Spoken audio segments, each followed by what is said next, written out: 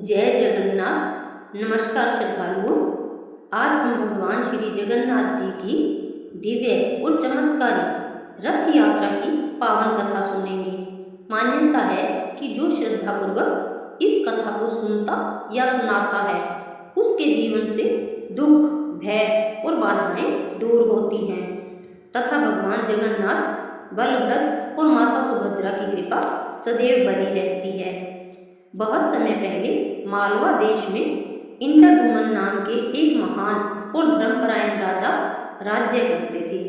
वे भगवान विष्णु के परम भक्त थे।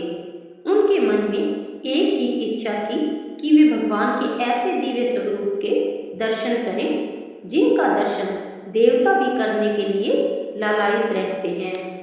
एक दिन राजा ने एक साधु से नीलमाधव नाम के भगवान विष्णु के अद्भुत स्वरूप के बारे में सुना। साधु ने बताया कि घने जंगलों के बीच एक गुप्त स्थान पर भगवान नीलमाधव विराजमान है और उनकी पूजा समय देवता करते हैं। यह सुनकर राजा इंद्रदुम्न ने अपने विश्वसनीय ब्राह्मण विद्यापति को भगवान नीलमाधव की खोज के लिए भेजा। विद्यापति अनेक जंगलों, पर्वतों और नदियों को पार करते हुए एक आदिवासी ग्राम में पहुँचे। वहाँ विश्ववसु नाम का एक भील भगवान नीलमाधव की सेवा करता था। विश्ववसु किसी को भी भगवान के दर्शन नहीं करवाता था। बहुत आग्रह करने पर विश्ववसु विद्यापति को अपने साथ ले जाने के लिए तैयार हुआ, लेकिन उसने उनकी आंखों पर पट्टी बांध दी ताकि वे रास्ता न पहचान सकें। विद्यापति बहुत बुद्धिमानी थे। उन्होंने चलते चलते अपने वस्त्र में रखे सरसों के दाने रास्ते में गिरा दिए। कुछ दिनों बाद उन दानों से छोटे छोटे पौधे उगाए और उसी मार्ग से वे पुनः उस दिव्य स्थान तक पहुंच गए। जब राजा इंद्रदुम्न समय भगवान के दर्शन करने पहुंचे तब तक भगवान नीलमाधव वहां से अदृश्य हो चुके थे। राजा बहुत दुखी हुए। उन्होंने भगवान विष्णु की कठोर तपस्या प्रारंभ कर दी। कई दिनों की तपस्या के बाद भगवान विष्णु ने स्वप्न में दर्शन देकर कहा, हे राजन, समुद्र तट पर एक दिव्य दारू अर्थात पवित्र लकड़ी का विशाल वृक्ष मिलेगा। उसी लकड़ी से मेरे स्वरूप की स्थापना करना। अगले दिन समुद्र किनारे वास्तव में एक दिव्य लकड़ी का विशाल लट्ठा मिला। उस लकड़ी को कोई भी हिला नहीं पाया। तब राजा ने भगवान का स्मरण किया। तभी आकाशवाणी हुई, जब भक्ति भाव से प्रयास किया जाएगा तभी यह दारू समय जल पड़ेगा। राजा ऋषियों, मुनियों और भक्तों ने मिलकर भगवान का नाम लिया। आश्चर्य, वह विशाल लकड़ी समय हल्की हो गई और आसानी से मंदिर तक पहुंच गई।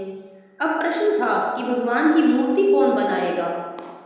उसी समय एक वृद्ध बढ़ई वहां आया। वह वास्तव में समय भगवान विश्वकर्मा थे। उन्होंने कहा, मैं मूर्ति बनाऊंगा, लेकिन मेरी एक शर्त है, जब तक मैं समय बाहर ना आऊं कोई भी कमरे का द्वार नहीं खोलेगा। राजा ने उनकी शर्त स्वीकार कर ली। विश्वकर्मा कई दिनों तक बंद कमरे में कार्य करते रहे। शुरू में भीतर से औजारों की आवाज आती रही, लेकिन कुछ दिनों बाद सब शांत हो गया। रानी गुड़ीचा को चिंता हुई कि कहीं वृद्ध बढ़ई को कुछ हो तो नहीं गया। राजा भी चिंतित हो गए और अतः उन्होंने दरवाजा खोल दिया। जैसे ही द्वार खुला विश्वकर्मा अदृश्य हो गए। राजा ने देखा कि भगवान जगन्नाथ, बलभद्र और माता सुभद्रा की दिव्य मूर्तियां तो बन चुकी थी, लेकिन उनके हाथ और पैर पूर्ण रूप से निर्मित नहीं हुए थे। राजा को बहुत पश्चाताप हुआ। तभी भगवान ने आकाशवाणी की, हे राजन, यही हमारा दिव्य स्वरूप रहेगा। हम इसी रूप में संसार के सभी भक्तों को दर्शन देंगे। इसी कारण आज भी भगवान जगन्नाथ, बलभद्र और माता सुभद्रा की मूर्तियां अधूरी प्रतीत होती हैं, लेकिन यही उनका परम दिव्य स्वरूप माना जाता है। इसके बाद राजा इंद्रदुम्न ने भव्य मंदिर का निर्माण कराया और भगवान की विधिवत प्राण प्रतिष्ठा संपन्न हुई। समय बीतता गया। एक दिन माता सुभद्रा ने इच्छा व्यक्त की कि वे नगर भ्रमण करना चाहती हैं। भगवान जगन्नाथ और बड़े भाई बलभद्र ने कहा, बहन, हम तुम्हें पूरे नगर की यात्रा कराएंगे। तब तीनों भाई बहन विशाल रथों में बैठकर नगर भ्रमण के लिए निकले। हजारों भक्तों ने रस्सियां पकड़कर प्रेम पूर्वक रथ खींचे। देवताओं ने पुष्प वर्षा की। चारों ओर केवल एक ही जय घोष गूंज रहा था, जय जगन्नाथ। इसी दिव्य यात्रा को आज जगन्नाथ रथ यात्रा के रूप में मनाया जाता है। रथ यात्रा में भगवान सबसे पहले गुड़ीचा मंदिर जाते हैं। मान्यता है कि यह स्थान उनकी मौसी का घर है। भगवान वहाँ कुछ दिनों तक विश्राम करते हैं। इन दिनों भक्त भगवान की सेवा करते हैं, भोग लगाते हैं और उनके दर्शन करते हैं। इसके बाद भगवान पुनः अपने मुख्य मंदिर लौटते हैं। इस वापसी यात्रा को बहुधा यात्रा कहा जाता है। जगन्नाथ रथ यात्रा का एक और सुंदर संदेश है। भगवान समय अपने भक्तों के बीच आते हैं। वे किसी जाति, धर्म, अमीरी या गरीबी का भेदभाव नहीं करते। जो भी प्रेम से उनका नाम लेता है, भगवान उसे अपना लेते हैं। कहा जाता है कि रथ की रस्सी को श्रद्धा से स्पर्श करने मात्र से अनेक जन्मों के पाप नष्ट हो जाते हैं और भगवान की विशेष कृपा प्राप्त होती है। इस यात्रा में लाखों श्रद्धालु बिना किसी भेदभाव के एक साथ भगवान का रथ खींचते हैं। यह हमें प्रेम, समानता, सेवा और भाईचारे का संदेश देती है।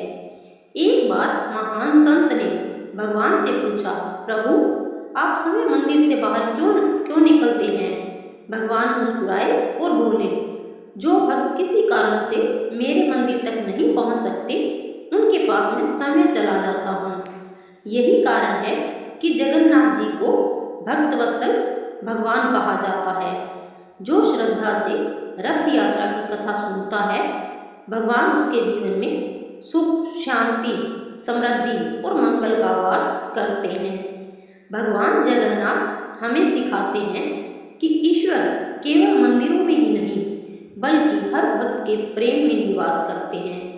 अहंकार छोड़कर प्रेम, सेवा, दया और भक्ति के मार्ग पर चलने वाला व्यक्ति भगवान की कृपा अवश्य प्राप्त करता है। हे प्रभु जगन्नाथ, हमारे जीवन से सभी दुखों और बाधाओं को दूर करें। हमारे परिवार में सुख, शांति, स्वास्थ्य और समृद्धि प्रदान करें। हमारे मन में सदा भक्ति, सेवा और सदाचार का भाव बनाए रखें। बोलिए भगवान श्री जगन्नाथ जी की जय, बलभद्र भगवान की जय, माता सुभद्रा जी की जय।